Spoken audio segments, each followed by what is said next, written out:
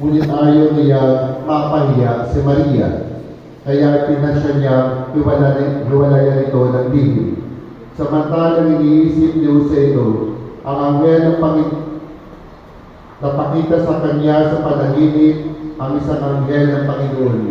Sabi nito sa kanya, Jose, anak ni David, huwag kang matakot na tuluyang pakasalan si Maria, sapagkat siya ay nagdilig sa pamamagitan ng Espiritu Santo. Manganganak siya ng isang lalaki, at ito ay papangalanan mong Jesus, sapagkat siya ang magliligtas sa kanyang bayan sa kanilang mga kasalanan. Nangyari ang lahat ng ito upang matupad ang sinabi ng Panginoon sa pamamagitan ng propeta. Maglilihi ang isang dalaga at manganganak na isang lalaki, at tatawagin itong Emmanuel, ang ulugay kasama natin ang Diyos. Nang magising si Jose, sinunod niya ang utos ng anghel ng Panginoon. Kinakasalan niya si Maria, ngunit hindi ginalaw ni Jose si Maria hanggang sa may panganak nito ang isang sanggol na lalaki na pinangalanan ng niyang Jesus.